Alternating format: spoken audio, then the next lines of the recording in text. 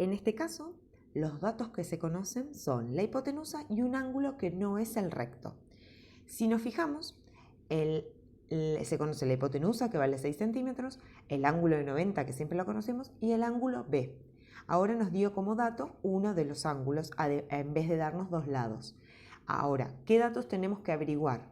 El ángulo que nos falta, que es el ángulo C, y el lado AB y el lado AC. O sea, nos tenemos que averiguar dos lados, pero un solo ángulo. Para averiguar el ángulo, usamos la propiedad que vimos en uno de los primeros videos, que es la propiedad de los triángulos. La suma de los tres ángulos de adentro nos da 180 grados. Entonces, el ángulo A más el B más el C nos da 180. El ángulo A sabemos que vale 90 porque es un ángulo recto. El ángulo B nos lo dieron que vale 30 y el ángulo C es el que no conocemos. Entonces, ahí empezamos a despejar. Primero sumamos los dos ángulos que conocemos y después pasamos esa suma, restando hacia el otro lado y nos da el ángulo que nos faltaba.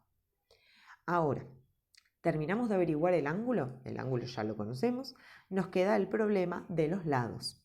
Los lados, para poder averiguarlos, los tenemos que relacionar con el ángulo que nos dieron. Siempre utilicen los datos que fueron dados en el ejercicio inicialmente, para evitar llevar errores adelante del ejercicio, para evitar arrastrar errores. Entonces, si miramos el ángulo, el lado que queremos averiguar es el AB, que es el que está acá.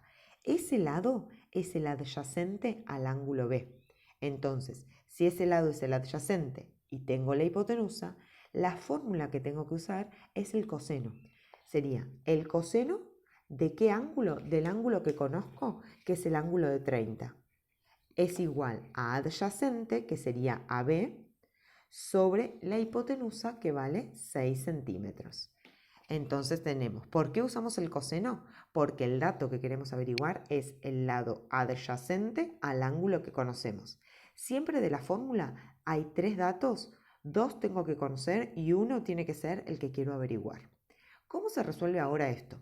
El coseno se va a resolver directamente sin apretar Shift. Vamos a apretar solamente coseno, porque conocemos el ángulo. Antes, en ejercicios anteriores, apretábamos Shift porque el coseno, el seno o la tangente los pasábamos para el otro lado. Acá no vamos a pasar nada, vamos a hacer el coseno de 30. Entonces apretamos cos y ponemos 30. Eso nos queda 0,86, 0,87, no pasa nada, pongan como les parece, ¿sí?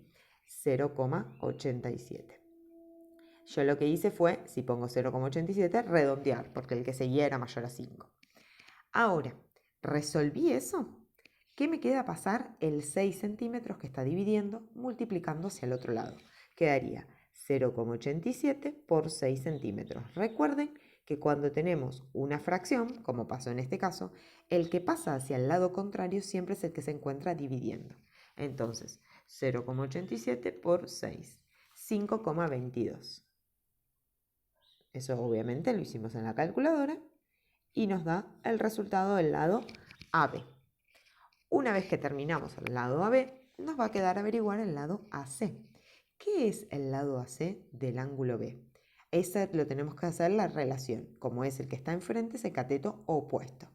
Tengo al ángulo, el cateto opuesto es el que necesito y la hipotenusa es la que también tengo. Entonces necesito una fórmula que tenga esas tres cosas. El dato que necesito y los dos que ya conozco. El cateto opuesto y la hipotenusa están en el seno. Entonces sería seno del ángulo 30. Es igual a cateto opuesto, que es AC, sobre la hipotenusa, que es 6 centímetros. Seno es cateto opuesto, ahí me va a permitir averiguar AC, sobre hipotenusa. Entonces ahora vamos a averiguar el seno de 30. ¿Cómo lo vamos a averiguar? Obviamente nuevamente con la calculadora. Seno de 30.